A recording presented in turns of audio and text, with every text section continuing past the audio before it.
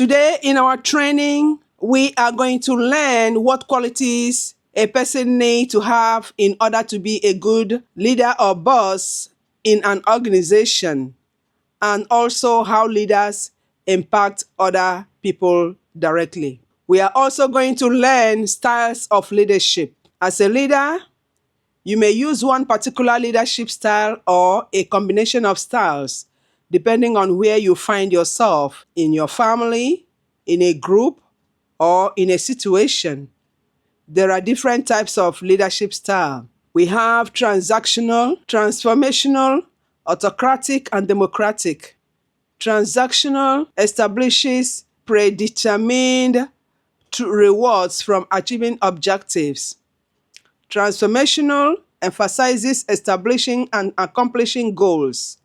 Authoritative or autocratic prioritize setting objectives based on effectiveness.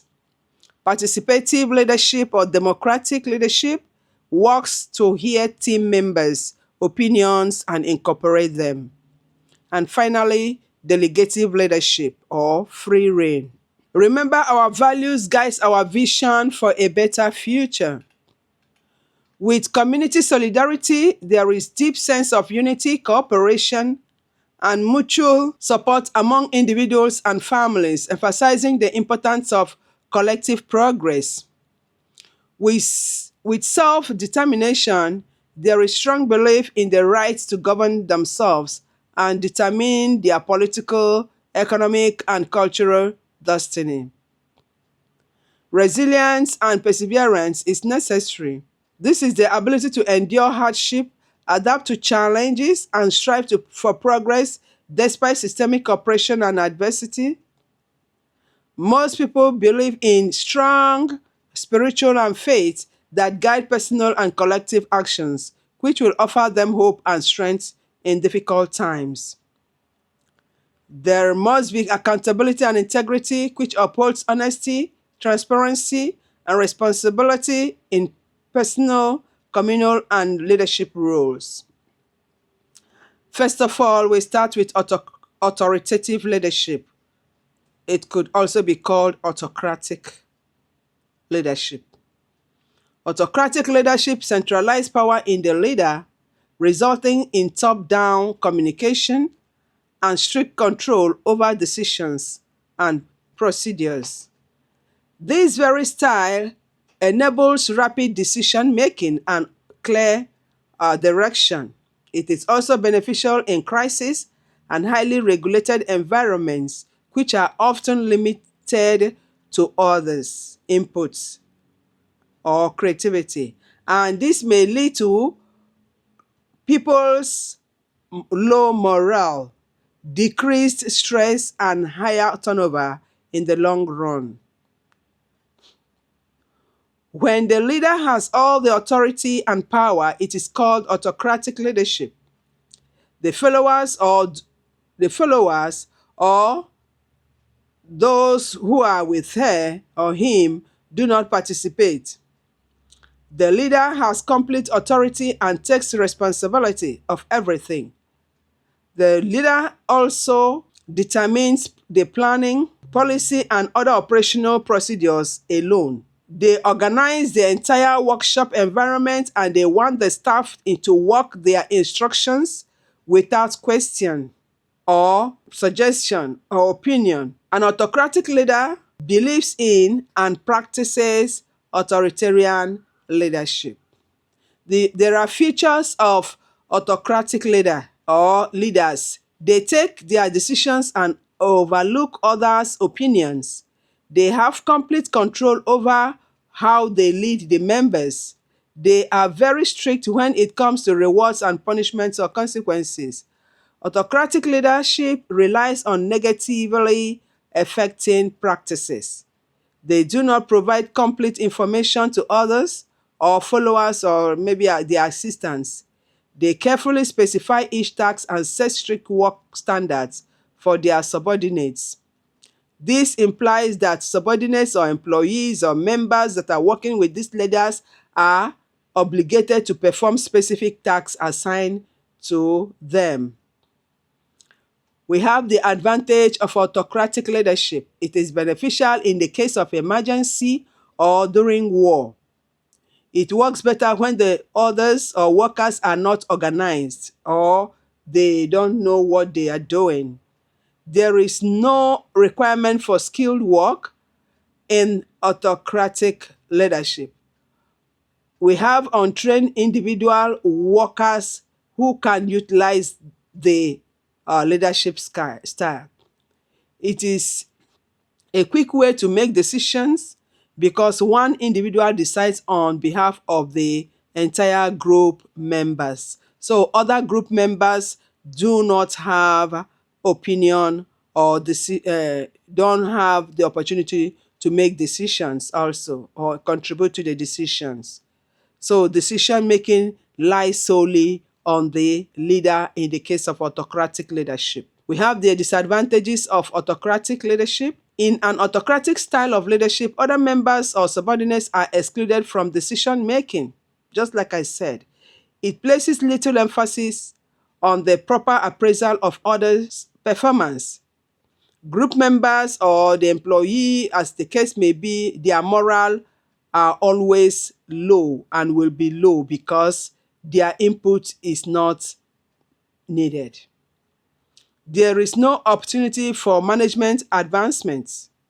Autocratic leadership is inappropriate for groundbreaking ideas and ways of thinking because in autocratic leadership, you find out that the ideas or decision is based on one person.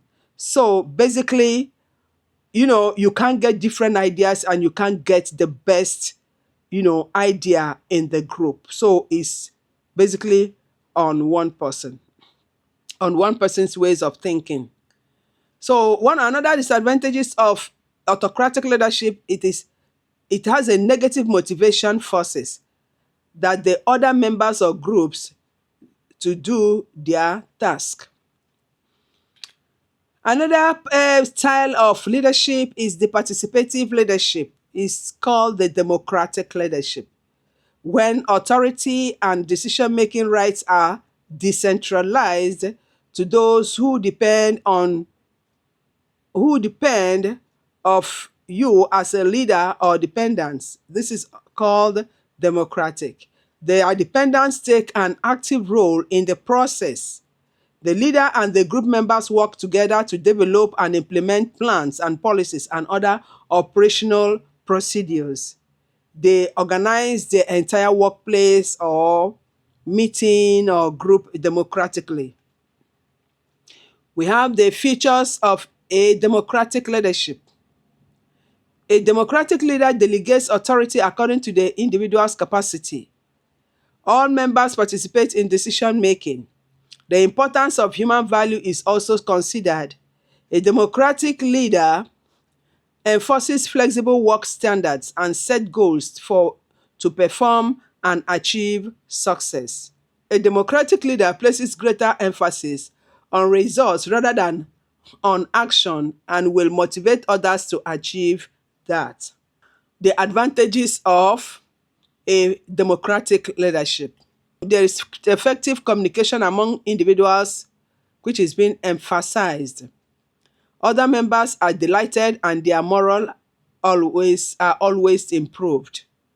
The importance of human effort is very well organized. It increases efficiency and achievement. There are more ideas for policy, planning, and other operational processes when different common sense and creative ideas are mixed up.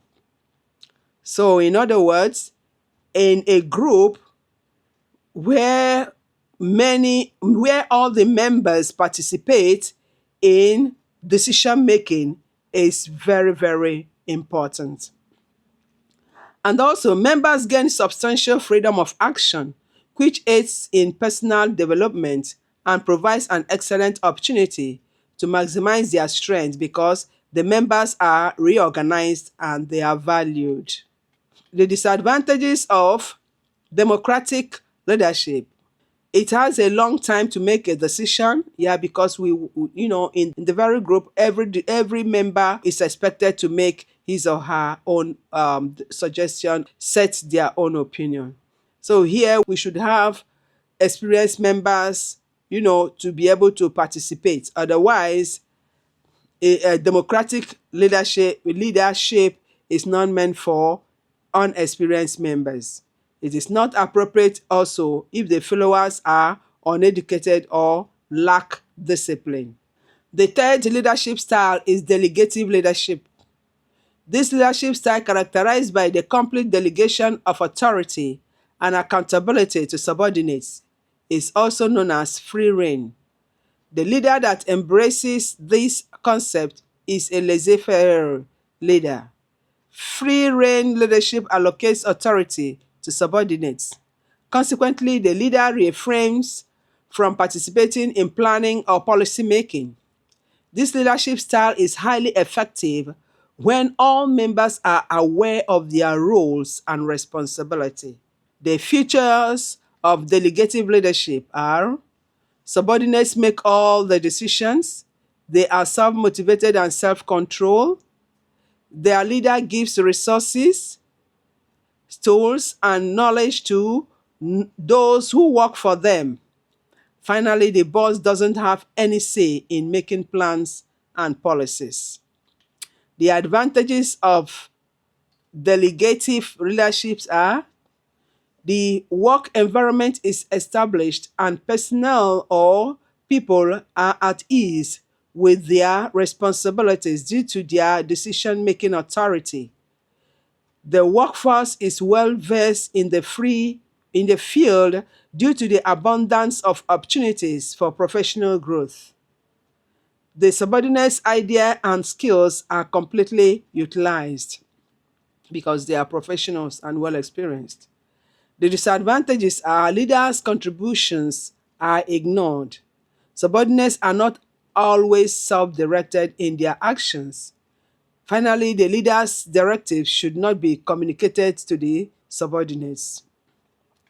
In conclusion of the styles of leadership, leadership in the capacity is inspired and directs individuals to accomplish a particular objective. It is an essential component of the directing process. The peaceful setting of the team relies on the qualities of an effective leader and the nature of human relationship. Recognizing and cultivating individual leadership potential offers numerous benefits for the society. This facilitates the collectivization or cultivation of future leaders within the specific context. The cultivation of leadership skills is very important for all individuals participating in a team culture. Achieving leadership and developing ideas and ideals, motivating careful planning, and changing thoughts and actions require more than formal education. It necessitates personal endeavor. The primary phase of leadership growth is self-awareness, acknowledging both strengths and weaknesses. In a setting such as the military, instructors must engage in more than simply distributing knowledge. They must also receive mentoring and face challenges that promote their own development. Insight does not solely arise from the integration of professional knowledge, the growth cultivated by experience, and the improvement gained from normal conversation. And effective leaders engage in this process intentionally, ensuring that their preparedness for difficulties that can arise. Thank you very much for listening.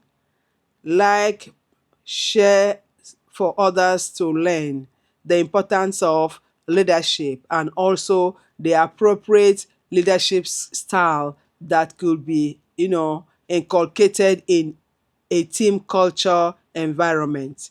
Thank you.